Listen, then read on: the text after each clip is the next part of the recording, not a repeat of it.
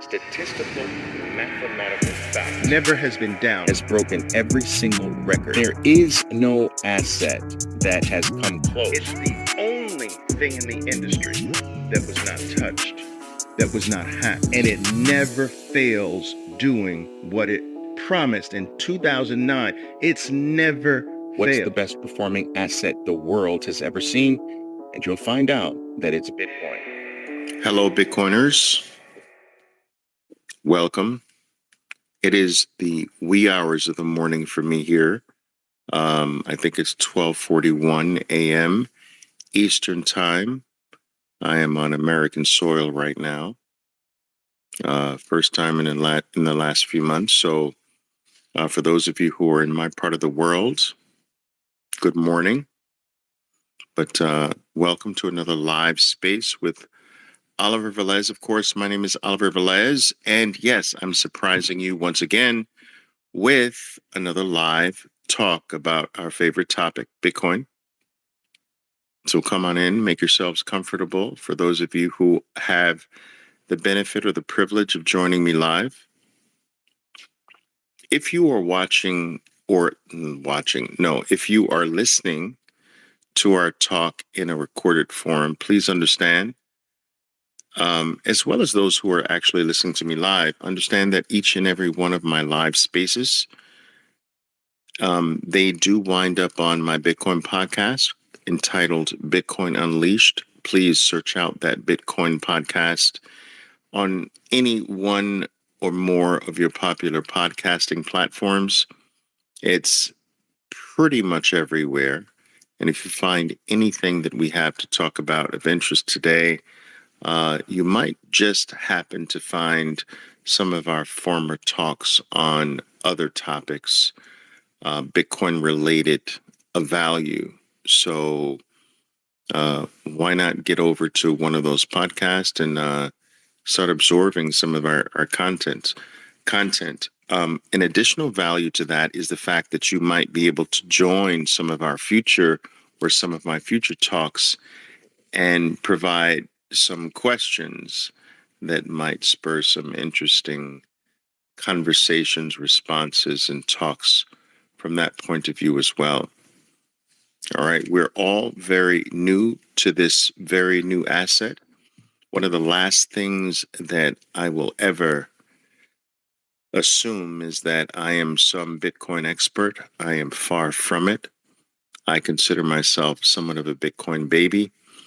I decided to use this platform to learn in real time in front of the world, side by side with you. I decided to sort of make my mistakes in real time, to expand my discovery process in public, which I think has a certain value. I am far from being right all the time, and I'm certainly far from truly understanding this extraordinarily new and dynamic, I don't know, it fits so many different categories. Asset, technology, money for the human race. So anyway, I'm also hoping that as I do more and more of these, more and more of you are comfortable with just providing some questions to sort of direct some of these talks.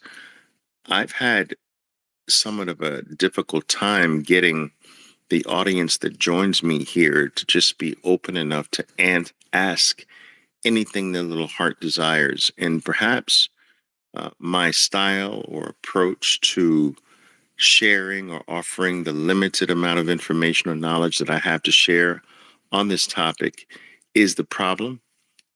I tend to be somewhat of a strong personality, and sometimes that can get in the way, but I'm hoping that I can encourage you not to be shy about asking anything that is on your mind, especially as it relates to the topic of Bitcoin and how this is here to change the course of human history, or human destiny, I should say, going forward. But don't be shy, guys. Just ask away. Now, one of the things that I decided to talk about, or at least the thing that I labeled my brief talk today about, is focused on the Bitcoin hodlers of last resort. And I want to touch upon this because I believe that the Bitcoin hodlers that are closer to the way I am as a hodler, I want to touch upon how important they are for the continued growth and success of Bitcoin. And this will touch on a variety of topics that I think are very important. And then from that, any questions that this brief talk will spur on your part, those questions are very, very welcome. All right. One of the things that I have, and guys, I'm smoking a cigar, so I hope you don't mind while I'm speaking about this, and I might have some brief pauses in between my puffs here. But one of the things that I've often heard from people that are not quite certain or not quite sure about the value proposition of Bitcoin is that, it's not widely. I've heard this comment that, well, it's not widely owned. Bitcoin claims to be a decentralized form of money, but it is not widely in the hands of a lot of people. It's centrally controlled and owned by a small group of wealthy individuals. And this is not true for the most part, but I understand where it comes from. And I'd like to touch upon this topic of that most of the Bitcoin is in a small group of hands. First of all, when you take a look at Bitcoin's time chain, or what is commonly referred to as Bitcoin's blockchain — I prefer time chain, to be honest with you, but the nomenclature that is more popular today is Bitcoin blockchain.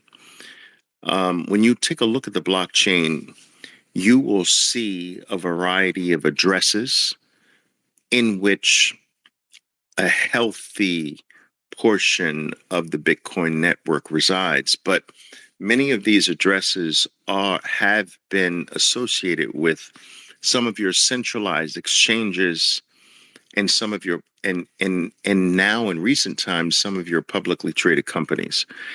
And one of the things that I think is lost is the fact that many of these addresses, these centralized addresses, that's Bitcoin held on the behalf of millions, hundreds of thousands, if not in some cases, millions of individual Bitcoin owners.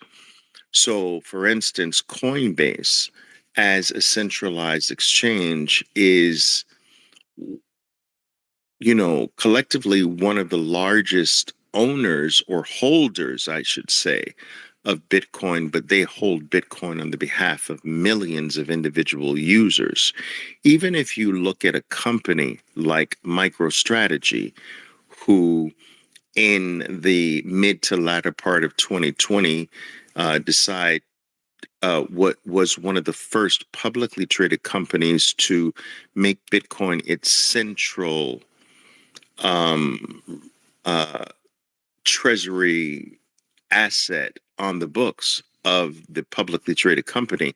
That Bitcoin by MicroStrategy is largely held on behalf of, tens of thousands of individual owners. Many people associate MicroStrategy's Bitcoin as Michael Saylor's Bitcoin, but that's not correct, and it's very far from the truth. There are tens of thousands of owners of MicroStrategy, and that Bitcoin is individually owned in a way by all of the shareholders of MicroStrategy. It's the same with a Binance. It's the same with a Coinbase. It's the same with a Kraken and any of your other centralized exchanges. It's the same with GBTC, which at one point outside of Satoshi Nakamoto was one of the largest holders of Bitcoin in the world. Now that's been depleted over the past 60 plus days. But even your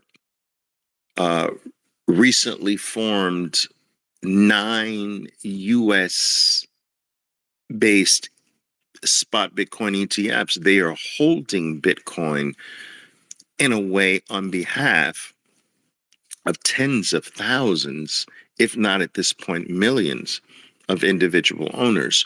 So, excuse me, when you see a single address that has a concentrated amount of Bitcoin, it does not mean that should not be construed as a single owner of Bitcoin. A single address or a single UTXO, which stands for an unspent transaction output, does not automatically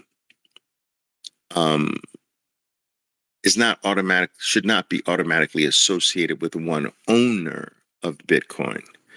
And so Bitcoin is far more widely distributed than the actual raw data based on Bitcoin's time chain or Bitcoin's blockchain would suggest.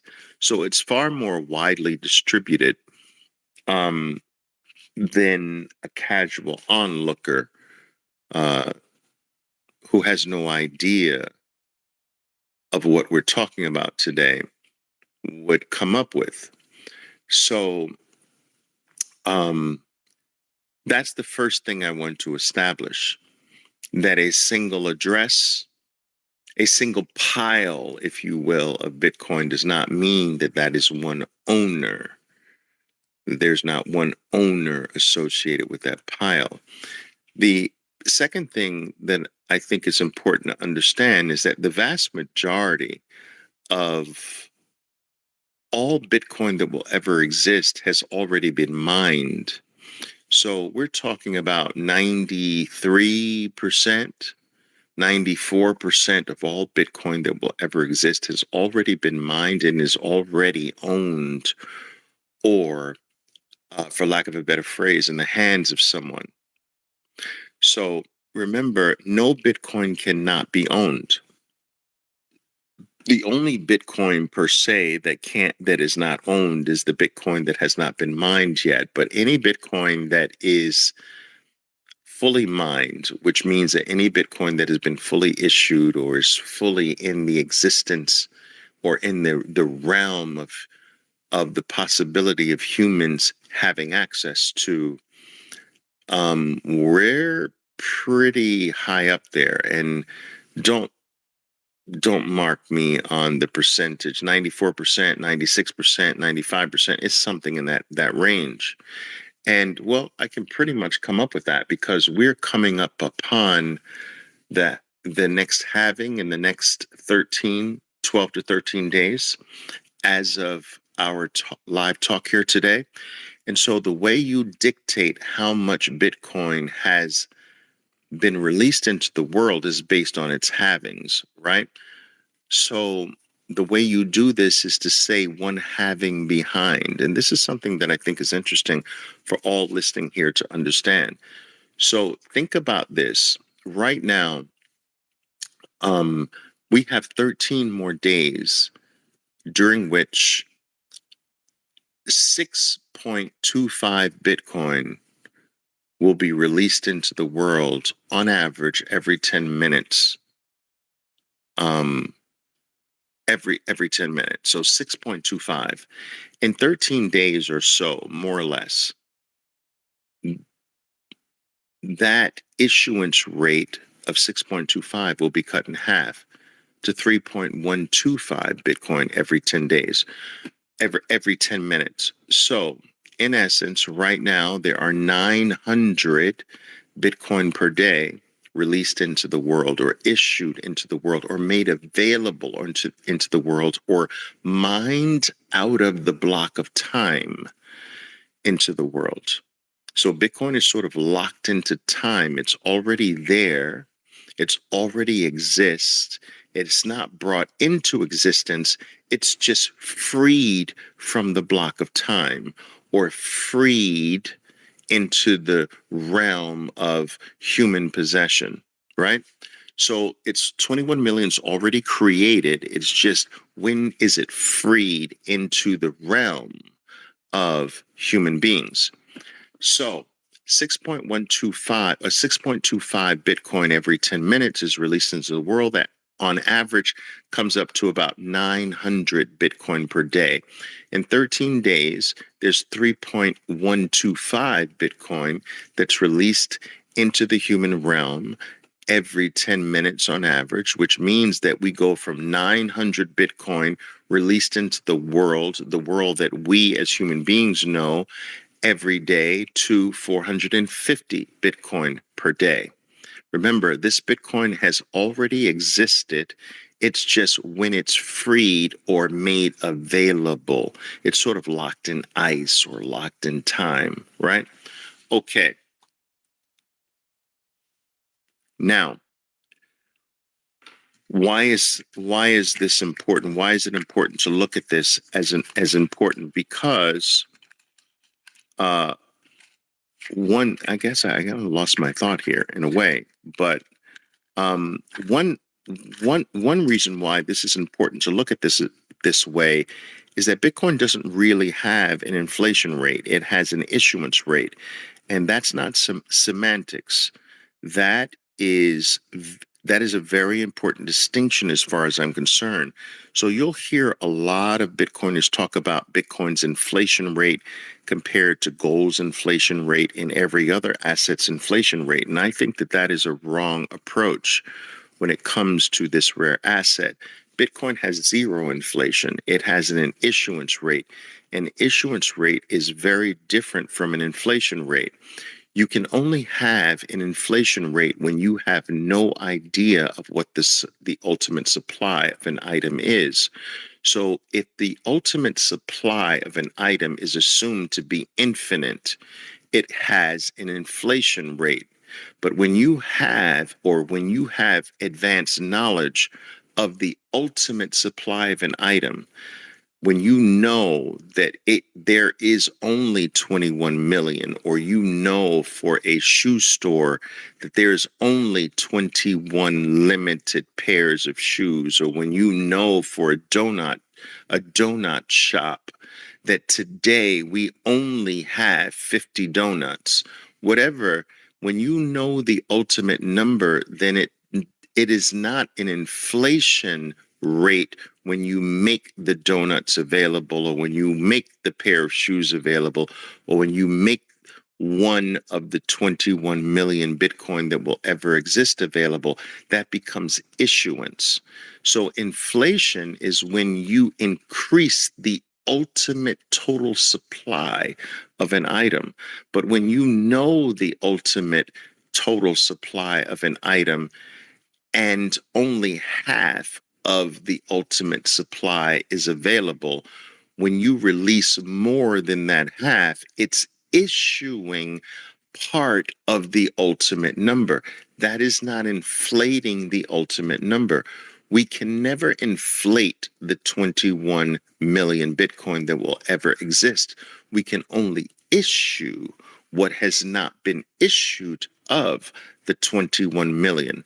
Now, some people take issue with me and say, Oliver, you're talking about semantics. That's not semantics. Inflation is when you take the ultimate supply that can ever exist and you increase that. That is inflation, which starts to border on theft.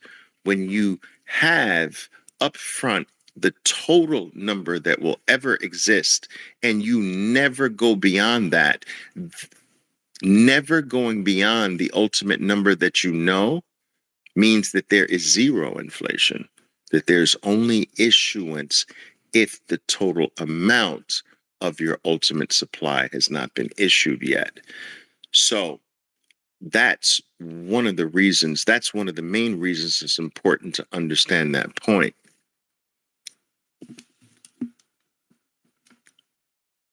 Now,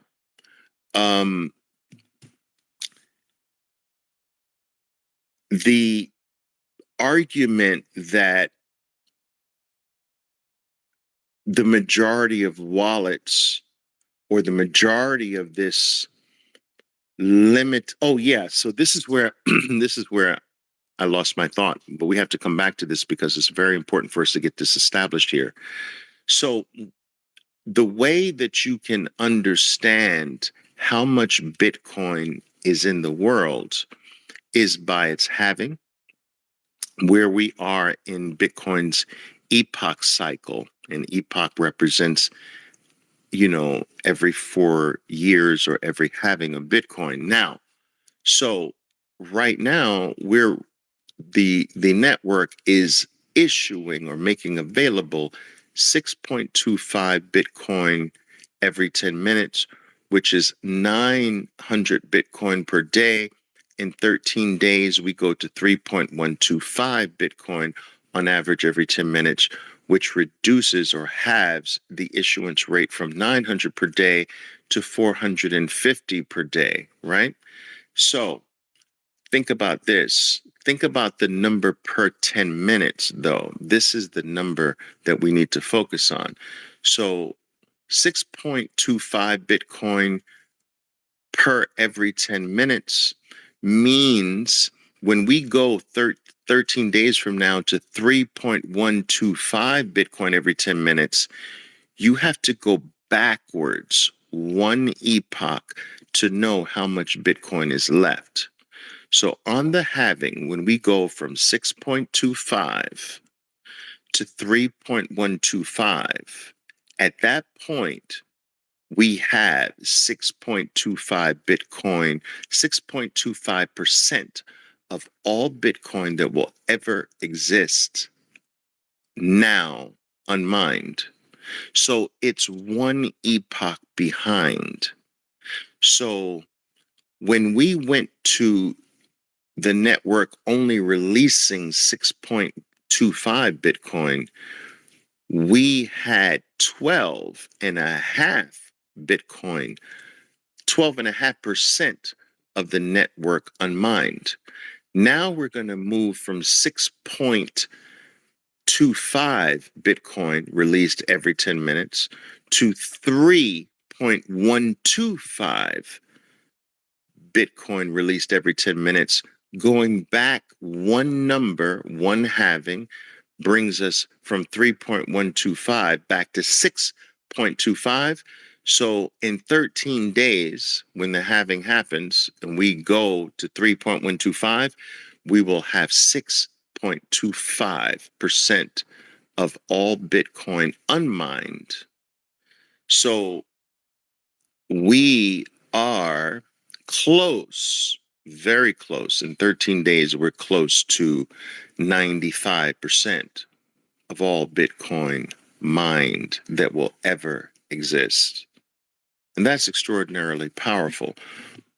Humans have never had access to something that goes in this direction as an asset, as a money, as anything of value. All assets, all monies, all things of value have gone in the opposite direction. They've increased in number. They've increased in supply. We've never had something that has declined in supply. The best money that has ever been available to human beings before Bitcoin was gold, and gold increases 1 to 3.5% every single year forever, for eternity. Why? Because the asset is infinite in nature. It's under oceans, which we haven't even begun to explore. It's in mountains, which we haven't begun to explore. Gold is not scarce. It is just unavailable based on two things, or scarce based on two things. It's scarce because our technological wherewithal hasn't reached a certain point. So we're unable to get to Bitcoin as deep in the earth as maybe we will in 50 years from now. And in addition to that, it's not as profitable at $2,300 an ounce to mine it where we can get to it. And Bitcoin doesn't have these issues, right? So it doesn't matter what our technological wherewithal is, how advanced we become, how cheap energy gets, how advanced the Bitcoin miners become. You can only get 3.125 Bitcoin virtually every 10 minutes into existence, no matter what your technology, no matter what the level of your computing power is, no matter how cheap your energy is, nothing has influence over that time schedule, which is one of the reasons why, one of the mind-blowing reasons why you can legitimately say that Bitcoin is time. In fact, Bitcoin is the purest form of time, because time, not in the hands of humans to manipulate or control, is the ultimate true time. Our time is largely dictated by men, right? So, for instance, you know, Julius Caesar added an entire month in honor of his own name to the year, right? So we have July today because Julius Caesar said, I want a month with my name on it. And so we added a month to the year. That's time, right? Time in the hands of human beings. Augustus said, I want a month too. And we added August to the year. And so the years got longer because these bigger than life emperors wanted months with their names attached to them. And you have some parts of the world that abide by, you know,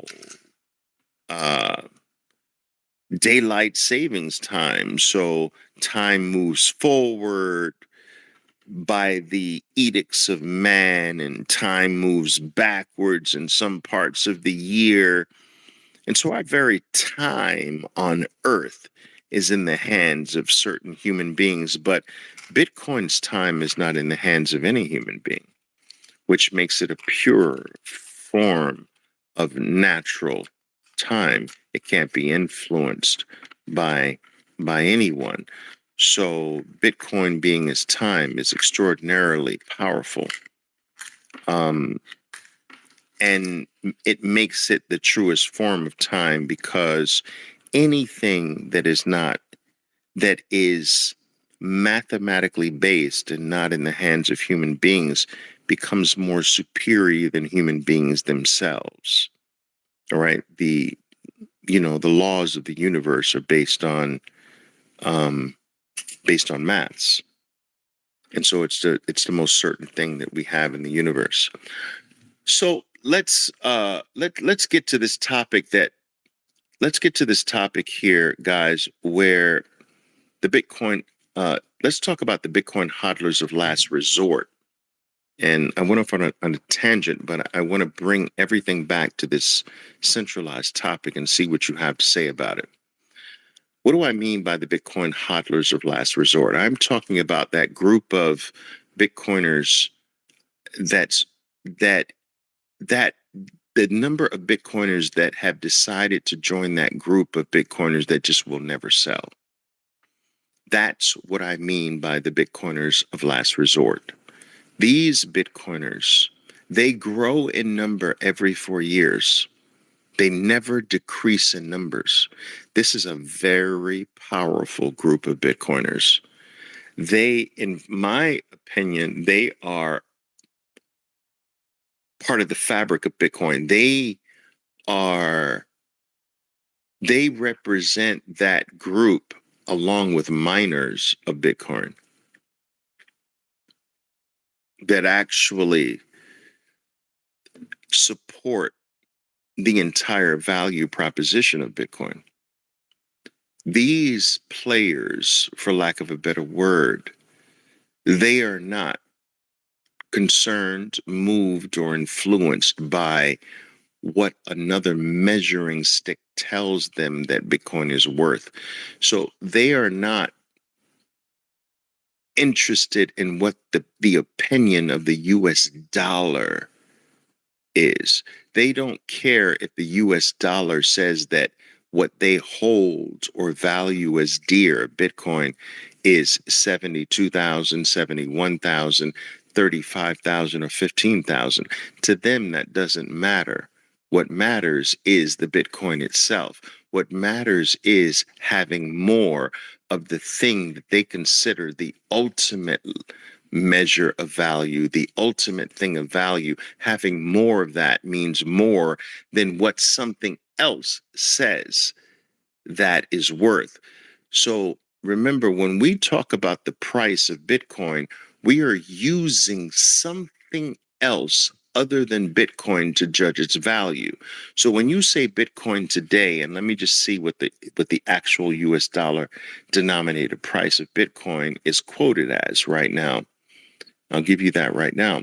So right now, Bitcoin is quoted based on what I have right now, 71, give me a second here, 71,000, just above. So it's $71,100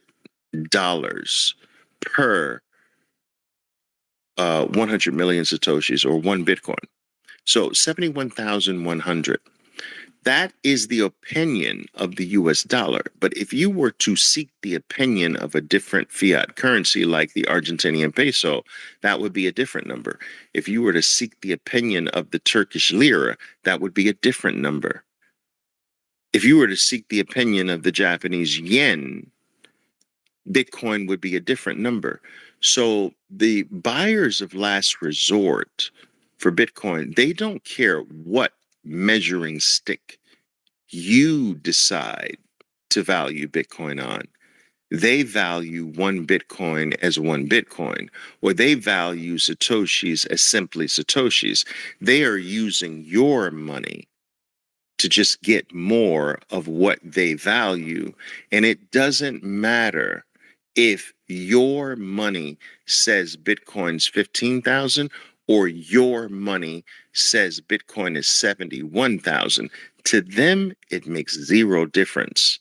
They just want more of the thing that they consider to be the thing of ultimate value in the world today. You are focused more on what your money says about the most valuable thing on earth. They don't care about what your money says about the most valuable thing on earth. They believe and know they have the most valuable thing on earth. They want more of the most valuable thing on earth. And whether your money says the most valuable thing on earth is 15,000 or 25,000 or 35,000 or 71,000 means absolutely zero to them. They don't care. The buyers of last resort don't care what your measuring stick says about their most valuable thing. And these people won't sell the most valuable thing to go to your measuring stick. If your measuring stick is the US dollar, they're not selling the most valuable thing to go to what you use to measure their most valuable thing. They're not going back to the US dollar. They're not going back to the Japanese yen. They're not going back. A Venezuelan that has managed to get Bitcoin from their Venezuelan bolivars, they're not selling Bitcoin to go back to the Venezuelan bolivar. Oh, they're not thinking like, well, Bitcoin's overbought, so let me sell Bitcoin and go back to the Venezuelan bolivar, or let me go back to, the Nigerian Nair. They're not thinking about going back to the Turkish lira. They're thinking about staying permanently where they regard as the safest, most secure, most valuable place on planet Earth right now. And they don't allow the measuring stick's volatility to trick them. So a lot of people have this notion that Bitcoin is volatile, but in reality, Bitcoin is not volatile. How can 13 days, right now it's 6.25, but in 13 days, virtually every 10 minutes, 3.125 Bitcoin will come into the world.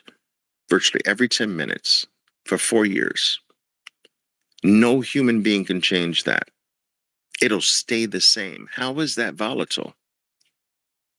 How is there will never be more than 21 million Bitcoin to ever exist for human mankind? How is that volatile? How is never being hacked ever in the history of Bitcoin volatile? Isn't volatile, it's hacked today, it's hacked tomorrow, it's hacked next week, it's not hacked next week, then it's hacked next week, then it's down next week, then it's not down next week. Isn't that volatile? But how is never being down? How is that volatile? How is never having been hacked ever in its history? How is that volatile? How is virtually every 10 minutes the same amount that it promised it would do every single 10 minutes and never fail? How is that volatile? Bitcoin's not volatile. Bitcoin's the most stable thing in the realm of human existence. What's volatile is all of the fake shit that tries to measure the thing of certainty. The uncertain things like the dollar, the uncertain things like the Argentinian peso, the uncertain things like the Venezuelan bolivar, the uncertain things are trying to pinpoint the certain thing. They're trying to put their finger on the pulse of the certain thing. The uncertain things are trying to gain a gauge, but they can't because their nature is so different. They're the ones that's volatile. They're the ones that's uncertain. They're the ones that's uncertain. They're the ones that's controlled and manipulated and pushed around and moved around by human beings, by small groups of privileged men that change the price from month to month. They're the uncertain ones. They're the volatile ones. And those uncertain, volatile things are trying to give you the opinion, trying to push their opinion of Bitcoin on you. Bitcoin is the most stable, unvolatile thing in the universe because Bitcoin, at the end of the day, is maths. 1 + 1 = 2 is not volatile. That formula is not volatile. Bitcoin is the epitome of mathematics. Mathematics can't be volatile. Mathematics can't be uncertain. We are being tricked to look at Bitcoin through the wrong glasses. And I today refuse to accept the view from the glasses called the US dollar, or the glasses called the Japanese yen, or the glasses called the Turkish lira, or the glasses called the Venezuelan bolivar. They're the uncertain things. When I take those glasses off, I see the most stable thing that human beings have ever come in contact with as money, as an asset, as a store of value, as a vault to bank their life and their future on. The buyers of last resort are the growing group every 4 years that come to this realization that I'm talking to you about right now, they, in increasing numbers, understand that you're not going to trick me anymore. I'm taking the glasses off. Do you understand? I'm not looking through your lens anymore. Your lenses have tricked me long enough. I refuse to believe what you're telling me. I refuse to believe that one Bitcoin is not one Bitcoin. I refuse to see it through your lens because you manipulate my lenses. You are in control of the pictures that I see through the glasses that you give me. I don't accept the glasses anymore. I don't accept the lens. I don't accept the picture through the lenses that you give me anymore. I am now the buyer of last resort. If you want to give me the ability to get the most certain thing on earth for fewer bullshit pieces of paper, I'm taking it. I am not going to look at that as negative.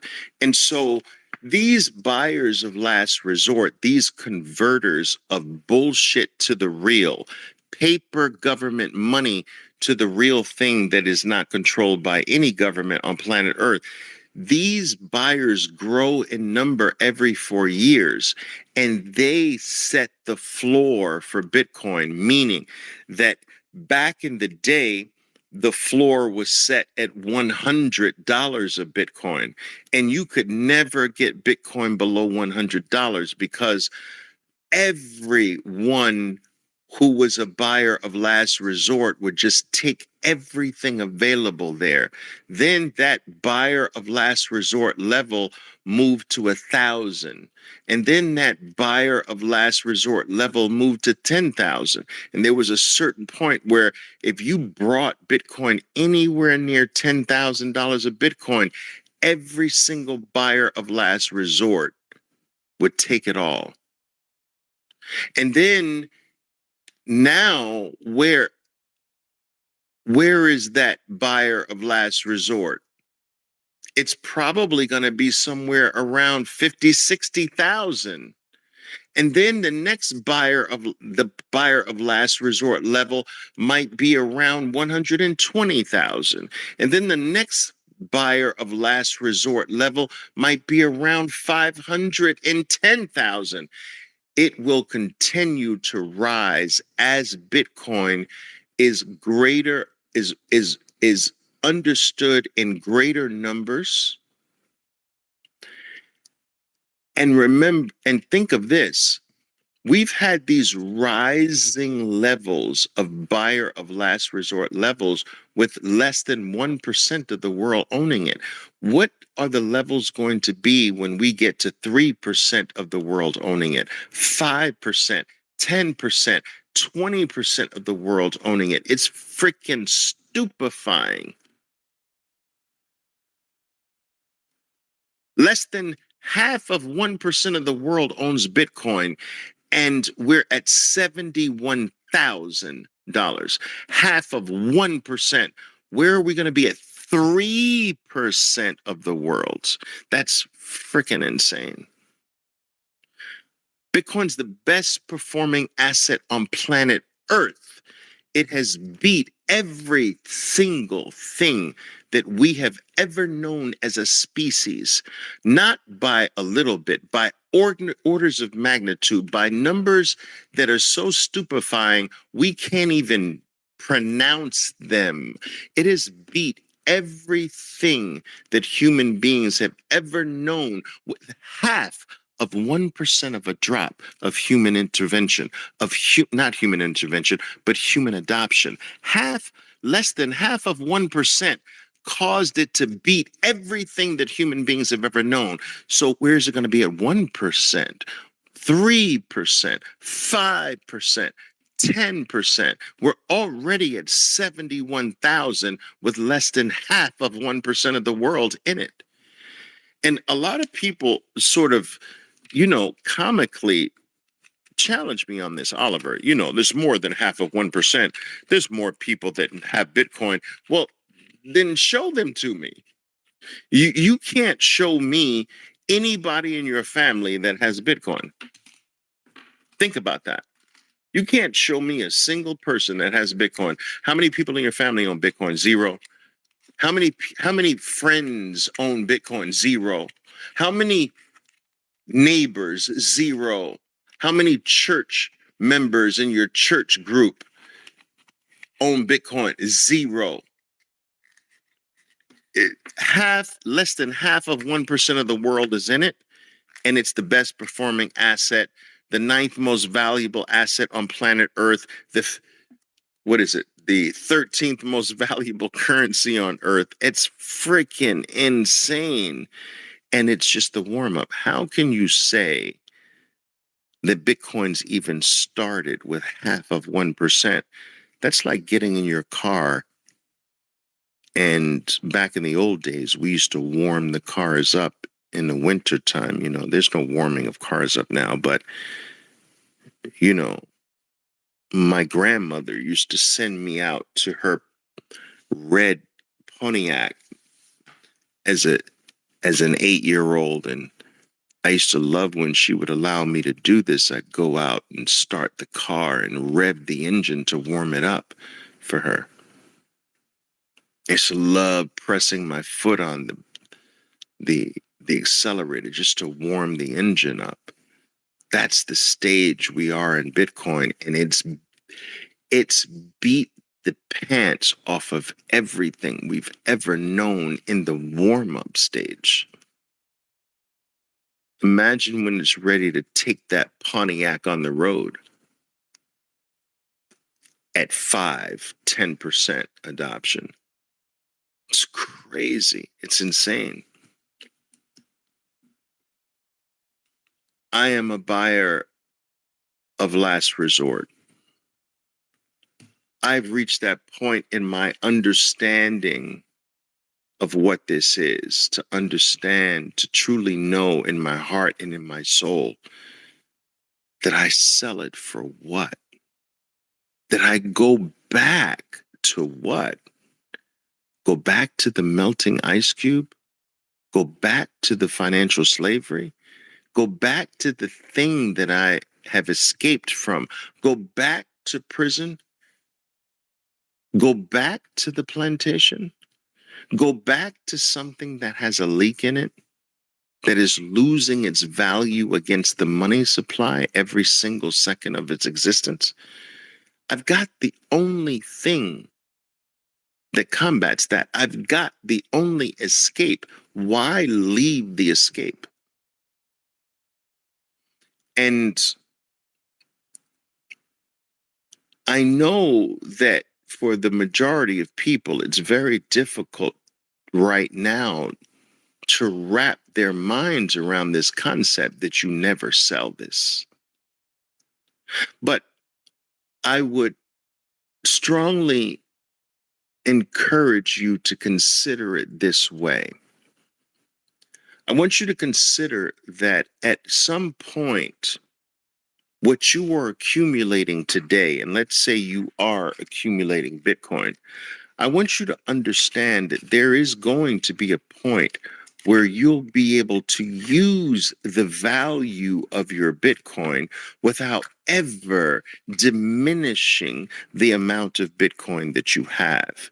You see, I think that the fear today, when people have a problem grasping this notion of mine that you never let it go, that they say, well, Oliver, how can I take advantage of it? Like I'm making a sacrifice today to enjoy something later. So how do I enjoy the fruits of this sacrifice? And what I will say to these people is that I truly believe that in short order, this is not some decades away, in short order, you will be able to use the value of your Bitcoin without ever letting go of your Bitcoin. And it is our obligation today, if we truly want to take full advantage of this opportunity, to not let it go until that happens. Now, let me explain what I mean by this.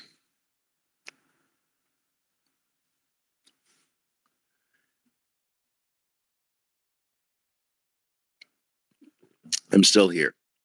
So, I want you to think about becoming educated about a topic. You become super educated about a topic. You know more about this topic than most people. And you start to share your knowledge about this topic. As you share your superior knowledge about this topic, do you become less knowledgeable the more you share it? No. If you have information about something and you share that information, do you have less of the information as you share it? No. If you become super skilled about something and you decide to teach someone the skill, you take on an apprentice. As you share your skill with the apprentice, do you become less skillful? No. You don't lose your skill. You don't lose your expertise. You don't lose your information. You don't lose your knowledge. Bitcoin is this otherworldly element that exists in a world in which you can share it and not lose it. It is not like gold, which exists, is an element that exists in the old world. It has mass. It is part of matter. And so part of the analog world where it is matter and has mass, when you give 20% of your gold or share 20% of your gold with another human being, you have 20% less of matter, less of this dense item.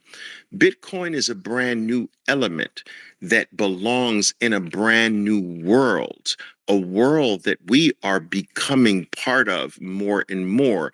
Let's call it the digital world, a more ethereal world that has different elements, not elements of matter, not elements that are of the analog world, but elements nonetheless, elements of value. All elements have a value. This element is weightless. This element is not tangible, but it still has a value nonetheless. It has a value in a world that is not tangible. It has a value in a world that is not analog in nature. It is digital in nature. It is informational in nature, but an element nonetheless. This element can be shared without losing any portion of it, the same way your knowledge can be shared without losing a portion of your knowledge. It belongs to a realm where you can use the information, use the knowledge, use the expertise, use the skill, use the Bitcoin, but not diminish the amount of Bitcoin you have, not diminish the amount of knowledge or information or skill you have. It's a brand new realm. It's a new frontier. It's, for lack of a better phrase, the digital frontier. And as I've said many times, our entire lives, our entire existences are being sucked into this digital realm of existence today. Our photos are all there now. Our music is in the digital world. The last time you've held a physical vinyl album, when? Some of you never. The last time you've held a CD, few of you, many never. The last time you've licked the back of an envelope and put disgusting stamps on a letter to mail physically? No, most of your mail is digital. All of your music is digital. Most of your photos are digital. You don't have them on albums under coffee tables anymore.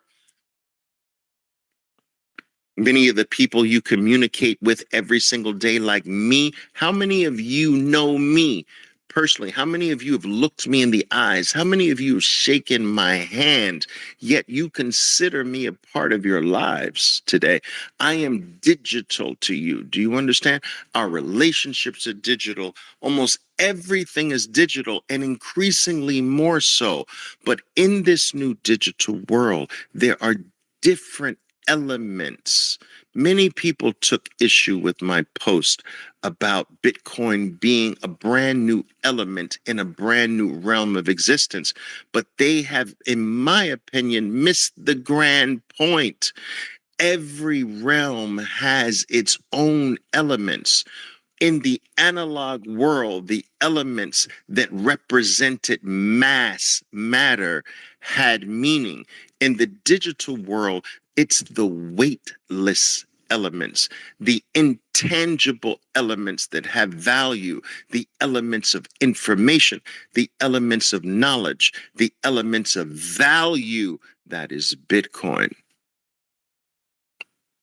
And these are weightless. They have no tangibility. Information has no tangibility. Knowledge has no tangibility. Expertise has no tangibility, as well as the things that we regard as the most valuable things in the human experience. They have no tangibility. The most valuable things to us are not tangible. Love, peace, honor, decency, honesty, fairness. Show me a location where those things exist. I want to take a plane ticket there. Show it to me on Google Maps. I want to drive my Ferrari there. You can't. They are intangible. They are elements that exist in a world that does not have mass or matter. And we are spending more of our existence in that world. And in that world, in every world, you need a measure of value. And Bitcoin is the measure of value in the new world. And if you are not adopting Bitcoin, you will not be allowed in the kingdom of heaven. Or said another way, you will not be allowed in the new world. You will be left behind. You will not enjoy the ascension. You will not, you and your bloodline will not be accepted into the promised land. This is my view, people, and I'm sticking to it. You know. So anyway, I wanted to talk to you about that and how, you have this growing number of people who think this way. Some of you say, this dude is off of his freaking rocker. I know I'm considered crazy by some of you, but what I'm here to tell you is that if you consider me crazy, the number of crazies is only growing. Every 4 years, it grows by a fairly decent amount, which is why the floor for Bitcoin will forever be higher. The floor for Bitcoin will forever be higher. It is my view that you will never see that floor be lower than the previous floor. How can we be lower and only half of 1% of the world has adopted it. You don't go lower from half of 1%. You only go higher. You can go lower from 95%. Oh, there's now only 85%. Something else has become available, but you don't go lower from half of 1%. It's only higher from here. It's only more exponential from here. And so,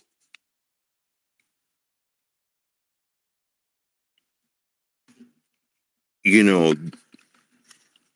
I would strongly suggest that you buy into the notion that the best for Bitcoin is in front of us. I'm actually somewhat tired of trying to combat this idea that, oh, well, we can't expect what Bitcoin has done in the past. It's all downhill from here. How can you be downhill from half of 1%? And there's 99.5% left. How? That doesn't even mathematically make sense. That if you were to study the adoption curves and the adoption rate of every single thing on planet Earth that's ever existed, from cell phones to iPads, electricity, internet, television, radio, airplanes, cars, horses, electricity, the wheel, anything that human beings, fire, anything, we're still adopting fire. And it's how many millions of years? We're still not 100% adopted in fire, and it's millions of years old. Electricity is how many hundreds of years old? Electricity use, how many hundreds of years?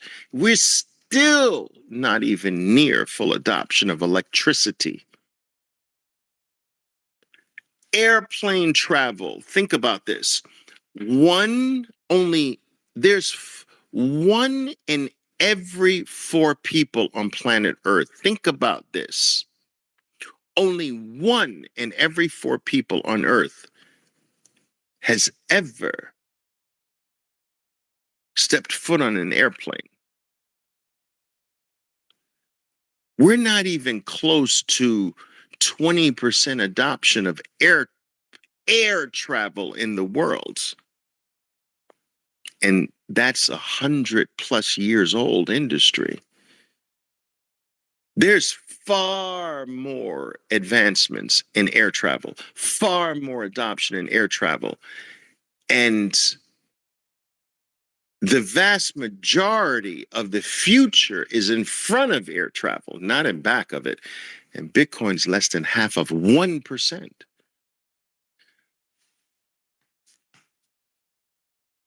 We haven't even started.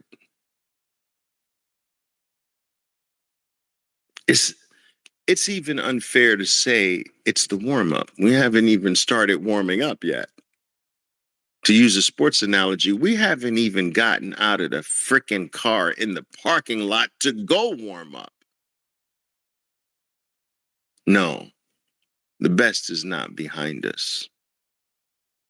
And no, that's not even the warm-up.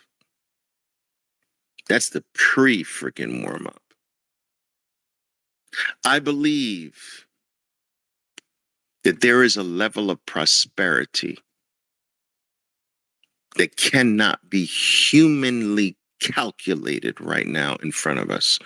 I believe that there is a rise in wealth, a rise in value for the human species that we can't, nor do we have the capacity to understand. I believe that everything that has been accomplished by the human species up until this point is not even close to what is going to happen. And I believe that the thing of value that measures all of that future, almost incalculable growth is going to be Bitcoin. We as a species we haven't begun to start producing yet. I also want you to consider this. Please do this. Please consider this. I want you to consider that it is estimated that there are going to be 10 billion people on Earth by the year 2050. That's 25 years from now, maybe 25, 26 years from now. So there are 2 billion more people coming for your Bitcoin. There's only 21 million. And we say that right now, at this instant, there's not even nearly enough millionaires to have one Bitcoin. There's not even enough millionaires to have half a Bitcoin. Today, there's 2 billion more human beings coming here. They're not born yet. Some of them are, but the majority of them are not born yet. There will be human beings born forever.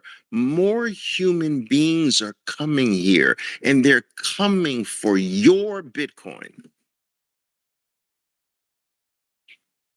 You don't think this limited thing is going to become increasingly more valuable as more human beings come here looking for it, searching for it, fighting for it, scrambling for it? You think the new human beings are coming for a rock? You think the new human beings being born here are going to trust government paper? It's a freaking failure, is it not? The new human beings coming here are smarter than you. And let's take it even one step further. What about the non-humans being born right now? The artificial intelligence beings.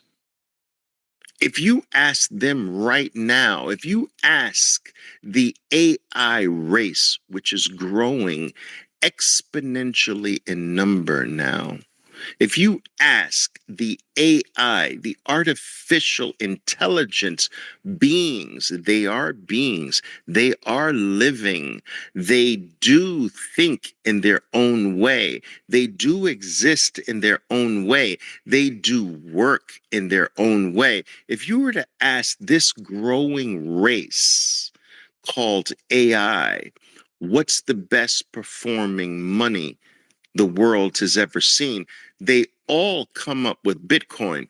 When they start demanding pay, what do you think AI is going to accept when you ask them how much purchasing power has the US dollar lost since 1913 and they give you the answer?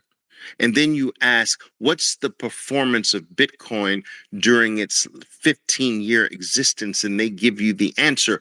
What do you think? Which money do you think AI is going to demand to do shit for you? They're going to want the US dollar? Knowing they know more than you about the US dollar. They know more than you about Bitcoin. What are they going to demand? Bitcoin. So you've got billions of more human beings that are coming for your Bitcoin, and AI is coming for your Bitcoin. AI is going to say, if you want me to do this process, you got to pay me X number of Satoshis per process. And it's going to start with AI that human beings own and control. So if I have an AI system that goes through 14 steps, and the sixth step requires that I pay for something to get the 14 steps done, the other AI is going to demand Bitcoin for that payment in Satoshis. Why? Because these steps are going to be so small, like 2 Satoshis, 1 Satoshi, 1.5 Satoshi. They're going to be so minuscule because they will be doing billions upon billions of steps per second. And the only money in the world today that you can do that with is Bitcoin. Can't divide a US dollar penny a billion times. So my point is that the demand for billions of other human beings coming here for your Bitcoin, billions of other AI systems demanding Bitcoin to work. If I had an AI, I would have it demand Bitcoin, wouldn't you? If it was doing 2 billion processes per day and I wanted you want access to my AI system that does 2 billion processes per day. I'm going to charge you 2 Satoshis for every process. I can't charge you dollars or pennies, but I can charge you Satoshis. And and my AI can actually have its own wallet and interact with the Bitcoin time chain. It's freaking crazy what's going to happen, guys. What's on the brink of happening. All right. What's my message? Stack harder and try to become one of the Bitcoin hodlers of last resort. I think this term was initiated or popularized by an OG Bitcoiner, Trace Mayer. I miss him. I miss Trace Mayer. Sorry to see him leave the Bitcoin community, but I believe he was the originator of that term, the Bitcoin hodler of last resort, or holder or buyer of last resort, I should say. Anyway, guys, what questions do you have for me today?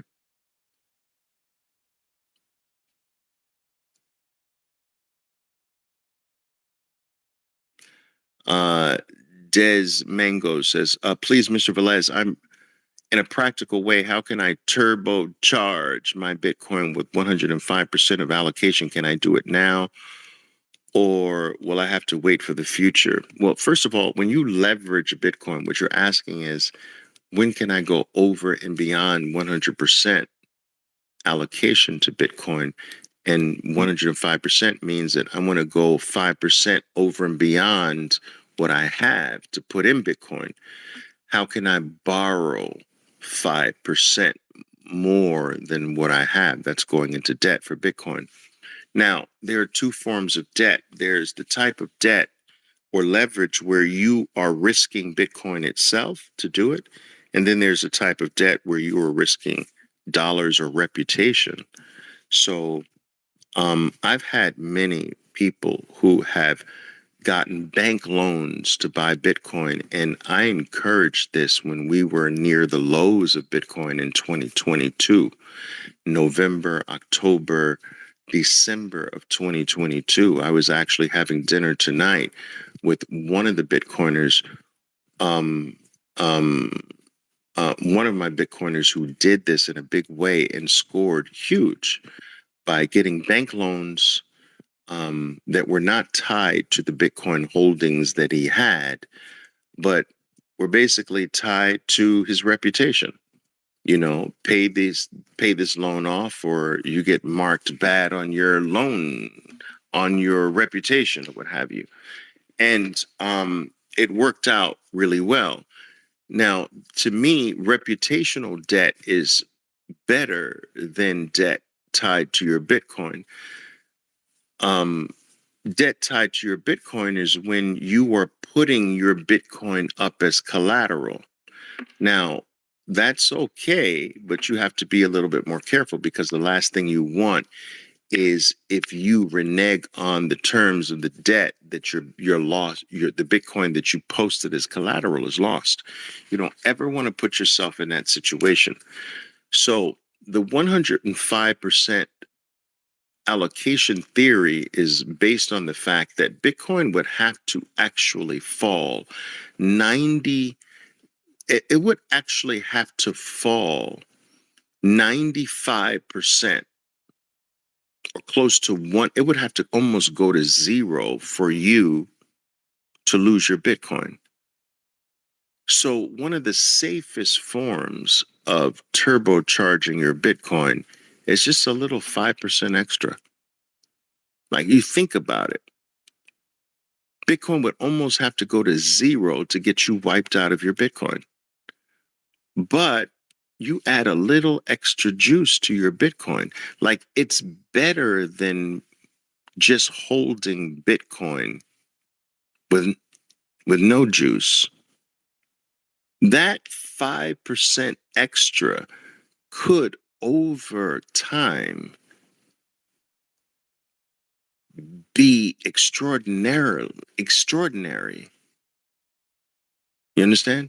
5% more over time could turn out to be extraordinary. Like, think about what that 5% represents today if it were applied all the way back in 2010. Like, $1 put into Bitcoin in 2010 is over $50 million today. $1. I'm not making this up. Go look it up. You look it up yourself. Do the research yourself. $1 put into Bitcoin in 2010 is over $50 million. So think about 5% more than you possibly have. 5% that you don't have, that you actually leverage or borrow. What can that 5 extra percent be in 15 more years? It could be something big like that all by itself. So this 105% turbocharge mode has some merit.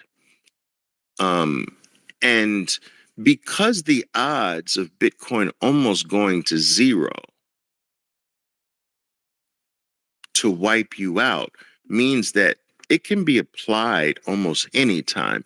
There's always an optimal time. The optimal time is after Bitcoin is down over 50, 60%, right? Because if the historical norm takes place, if the historical norm is still intact, I don't believe it will be, but if it maintains itself, you're talking 75 to 80% drawdown. So if you start any leveraged program with a small leverage, I'm talking 5%, whatever, after a 50 or 60% drawdown, you almost take the odds of being knocked out to zero. It's already almost zero from any point. But if you do any type of leverage after a 50 or 60% decline, you almost take the odds of a low leverage amount to almost zero, to practically zero of being knocked out of your Bitcoin. The goal, people, should always just to be have more Bitcoin. And this is the hardest message for me to deliver to those people who still see Bitcoin as just another financial asset to trade for dollars. Like, they still regard the dollar as king, and they regard Bitcoin and everything else as less than king. I'm using the less than king to get more of the king. And they haven't made the transition yet that Bitcoin is king, and that you trade everything else for more Bitcoin. It's not the other way around. You don't trade Bitcoin for more of what is the melting ice cube. You trade more of the melting ice cube to what is not the melting ice cube. And they haven't made that transition yet. It's an IQ test, and only the highest IQs right now get this. So the hardest thing I find is speaking to the lower IQ that can't get this right now, where I'm taking the best performing thing on earth and I'm using it to get one of the worst performing things on earth. I'm using the best performing thing on earth to get more of the worst performing thing on earth, or one of the worst performing things on earth. And so when you're speaking to someone who hasn't understood how dumb that is, it's very difficult to have a continual or continuous conversation. The premise from where they're coming from is so low IQ that your words just fall on deaf ears. That why would you sell the thing that is superior for the thing that is inferior? Like, why would you do that? You know, this is why Bitcoin is the ultimate IQ test that most people don't even know that they're taking. Most people think that the Bitcoiners are failing the IQ test when they're winning the IQ test.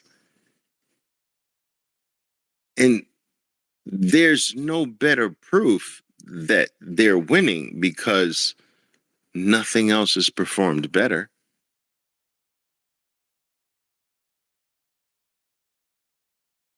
Everything else is collapsing against it. And they still think that the Bitcoiners are losing, which is dumb. So, like I said, it's the ultimate IQ test. An IQ test that they don't even know that they're taking. But they will know. Everyone in the world knows eventually. Everyone realizes that you can't live without the internet. You know how many people took the internet IQ test and failed in the mid 1990s, in the late 1990s? You know how many people were calling it a fad all the way up to 2010? It's crazy, right? But they finally took the test. All of the people who called the internet a fad, that no one was going to trust their information on the internet or pay for anything on the internet, that it was for porn and just criminals, and it was for game players and not serious money. They're all there now. All of them, 100% of them, now live most of their lives on this thing that they doubted. Bitcoin is now the internet of money, you know? And so it's the same spirit running through things, you know, internet of information, internet of money, same shit, you know?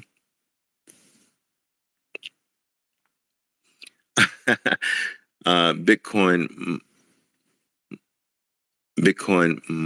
I always have a hard time saying your name, my friend. I'm so sorry. Malayali. Malay, I can't say your name. I'm sorry. It says Ovi's podcast makes Bitcoin more scarce. Yeah, well, I've been told that people just smash by during my podcast. I love that. Smash by that thing. Turbocharge that thing. All right. Will stacking past 2032 be meaningful? Well, of course. Absolutely. So I want you to think about this. I was actually having this conversation today as well.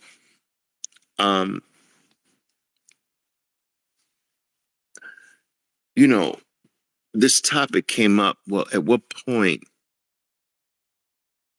do you is there enough Bitcoin? Did you have enough? Like, is there a goal to have? And I'm like, I don't like this idea of having a goal for Bitcoin. I just don't like it.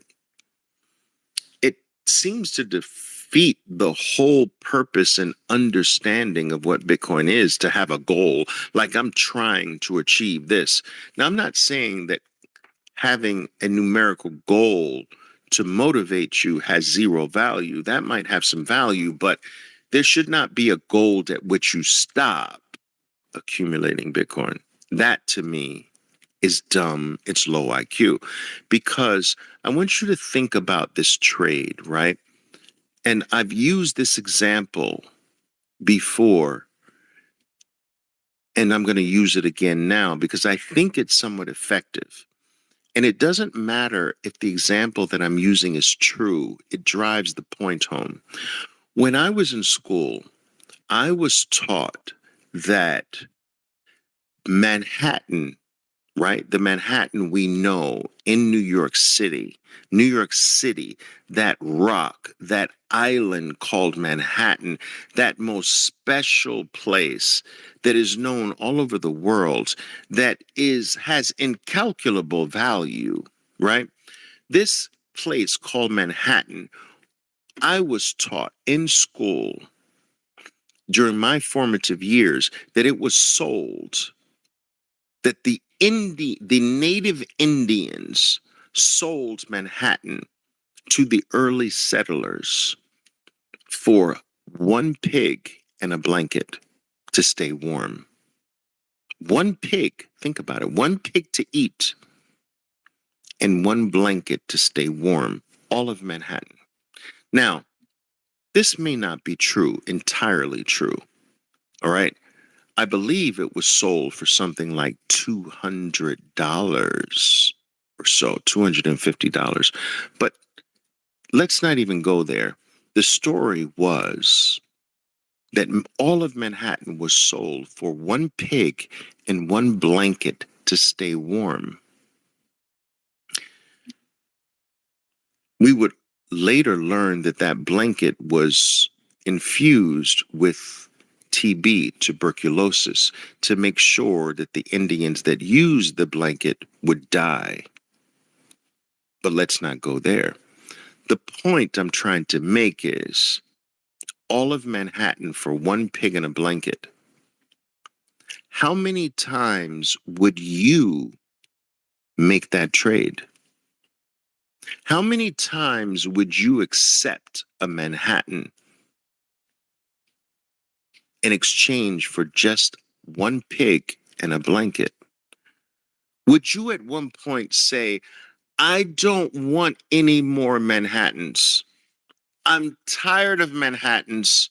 No, I'm not going to take Manhattan for a pig and a blanket. I'm going to keep the pig and a blanket. No, you would never. You would make that trade for Manhattan for one pig and a blanket for as long as someone was stupid enough to give up their Manhattan for a pig and a blanket, right? Well, I'm telling you people that Bitcoin is Manhattan. And the US dollar, the Japanese yen, the Venezuelan bolivar, the Mexican peso, the Argentinian peso, the European euro, that's the pig and a blanket. And so when should you stop changing a pig and a blanket for Manhattan? When should you stop changing US dollars for Bitcoin? European euros for Bitcoin, Japanese yen for Bitcoin, Venezuelan bolivars for Bitcoin, Argentinian pesos for Bitcoin. Are you kidding me? They all go down every single second you hold them. That's a pig in a blanket. Bitcoin goes up forever every 4 years of its existence. When should I stop exchanging the pig in a blanket for Manhattan? Never. When do I have enough, Oliver? Never. When should I stop, Oliver? Never. As long as someone is willing to give you Manhattan for a pig in a blanket, you do that trade every single time, forever, until the dummies disappear.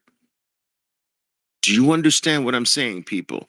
You never stop making that exchange. There is no top. There is no limit. There's no stopping point. There's no point at which you say, no, I'm not exchanging my pig in a blanket for Manhattan. I'm staying with the pig in a blanket. Never. I hope you understand this point.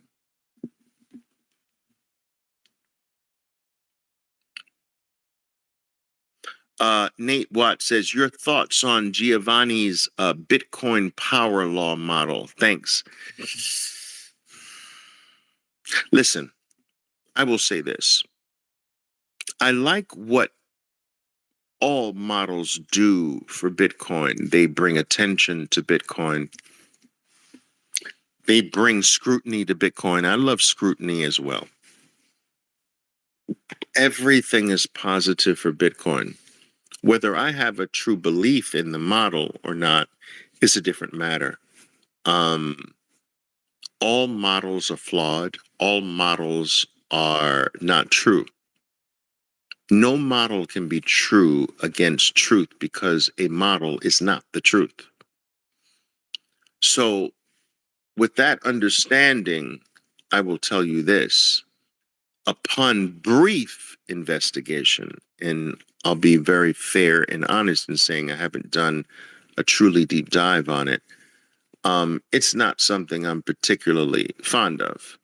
But that is without doing truly a deep dive. I just do not buy into the concept of diminishing returns, which is a component or part of the power model, the power law model. I don't believe in that. You can't have diminishing returns after 0.5% adoption. That's not how anything human beings have adopted has ever gone, ever. The most exponential period of performance in an adoption curve is in the middle, not in the first half of 1%. Half of 1% of the world has Bitcoin, people. We're not close to half of the world having Bitcoin. That is the most explosive period in any adoption curve throughout history. And what the power law assumes is that there's diminishing returns from this point onward. Half of 1% diminishing returns. I can't buy that. Not even from the simplest components of mathematics. I can't buy that. So not a huge fan, but I am a fan as far as models drawing attention to Bitcoin. All right. Huddle BTC LTC says, another great one, Oliver. I appreciate that. Thank you. I truly do appreciate that. I hope these things are useful to you. Guys, I will tell you once again, I'll remind you that, I will not be doing these things indefinitely, posting, tweeting, answering questions, responding to your DMs, doing lives here forever. This is very unsustainable for me. I decided about 2 years ago to use Twitter, now X.com, to leave a history of electronic footprints, for lack of a better phrase, behind that people can refer to 5 years from now, 3 years from now, 10 years from now, 2 halvings from now, 12 years from now, whatever, 8 years from now, 3 halvings from now. And I was inspired to do this by me studying, almost trying to study or go over what every single line, every single post, every single comment on forums of the past that was ever said about Bitcoin. And I've done that. And I thought it would be a great idea knowing that what we are doing here today are the forum posts that our ancestors, that people born years later, that people coming to Bitcoin 12 years from now, 15 years from now, will look back on and research and look at what Oliver said, look at what this person said. And so we are the past for the future. And I wanted to make sure that I had, because I was doing everything privately, I felt that I needed a period to do what I was doing privately publicly so that it would be available for people in the future to refer to. But I knew that I wouldn't be able to do this forever and that I'm not interested in doing it forever. You know, in truth, a lot of you guys are freaking annoying to me. I don't want to spend most of my day or a lot of my day responding to, but Oliver, what about this? And Oliver, but this, and you're an idiot, Oliver, and you're thinking this, and I think you're wrong. And all right, fine. And so I just want you to know that every single post I make is not to get likes today. Every single answer to a comment is not for the person that I'm responding to. It is for someone 10 years from now coming back to see whether I was right or wrong. It is someone 2 cycles away from now reviewing what was said about Bitcoin in the past to see if I was stupid, if I was dumb, if I was brilliant, if I was smart. And it is about putting my thoughts and my ideas about this special thing called Bitcoin in a tomb, if you will, to ascribe it on a frickin' pyramid wall that people can come back and read the hieroglyphics later. And whether it's right or wrong, time will tell. But to only do that for a certain period of time.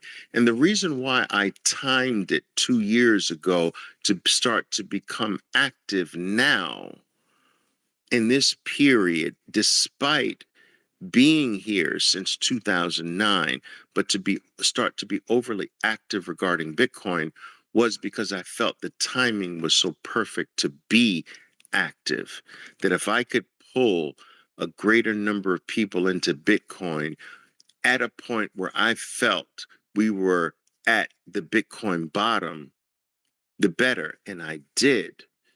So if you go back in my history, I started this journey here on X.com at a time where if you listened, if you followed me, if we walked down this journey hand in hand, my God, your life would be dramatically changed. I timed it well, and I was right in that regard. But once I made a promise that once Bitcoin reaches 100,000, I'm out. That doesn't mean I'm out of Bitcoin. I will continue to be private with my group of Bitcoiners that, you know, I started with in 2020 and those who have joined me since then. But publicly, I'm out, guys. I'm out. I'm telling you, I'm out. And if you think I'm playing, if you think that I am just joking with you, you're going to see. You're going to see. you know, so, but I do appreciate during this period of time, I appreciate your attendance. I appreciate your being here. It is not something that I take for granted. I don't take it lightly either. You know, there are organizations and entities that pay billions of dollars for your attention, and for you to give me your attention, like who the hell am I? For you to give me your attention, to read my post, to sit here for an hour listening to me rant about Bitcoin, that's an hour you can never get back in your entire life. I honor that. I hope you feel that too, that I honor it. I try to give you everything from my soul. It might not be right. We'll see. But I think it is. And I give it freely. I never ask you for a single dollar. I don't ask you to do anything. I don't ask you to sign up for anything. I have things you can sign up for, but I don't ask you to do that here. I just ask you to look, and I just ask you to stack harder to protect your family against the future. But that's it. But at 100,000, guys, I am telling you to the penny, I'm out. I wish I made it lower. I'm counting the days here. I wish I made that promise lower, but I'll stick to my promise. All right, what else do we got here? Let's see. 88, 58,000, 13%. Well, that's a long name. Says, Oliver, these talks are timeless, evergreen. I appreciate that. And that's what I attempt to try to do because, there are certain outlets that focus on the specific news item connected to Bitcoin of the day. And that has a value, actually, but it's not something I wanted to focus on. I didn't want to start reporting like on ETF numbers. Here's the ETF inflows today, because like 5 years from now, nobody's going to care about that. I wanted to make sure that the information that I shared has a lasting value, an evergreen value, for lack of a better phrase, where it doesn't matter whether you come back to this talk 2 years from now or 20 years from now, that everything said has relevance no matter what time you come back to it. That's what's called evergreen value. And I try to make the majority of what we talk about here evergreen value. So I do appreciate that comment.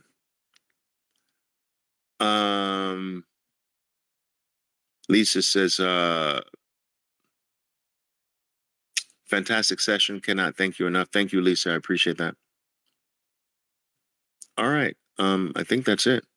Guys, sometimes when I do these things, like what's really weird is that while I'm on the post, there are glitches with X.com, as we know. But while I'm on the live, it appears as though I see a limited number of your comments. And almost invariably, when I get off of the live, I see all of these other comments that were asked during the live, but I only see them after I disconnect from the live. So only a certain percentage get through to me, which is weird, while I'm actually doing it. And I disconnect and I see, well, wait a minute, these people asked me these questions while I was doing it during the live space, but I only see them now.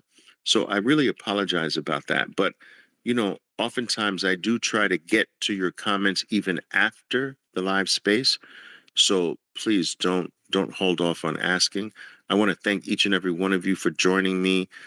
Each and every time I do these live spaces that are not visual, they're not video oriented, I get a much smaller audience here, guys. So like, for instance, there's like, I don't know, there's a few people here, but when I do a live, and I know the time might have some influence on that, but when I do a live video, I'll get close to 2,000 people, and there's like what, 20 people here? That's crazy. But anyway, I still like to do a mixture of those, so no problem with me. All right, guys. So anyway, thank you for joining live. Don't forget that each and every live space or session that I do here does wind up on my Bitcoin podcast called Bitcoin Unleashed.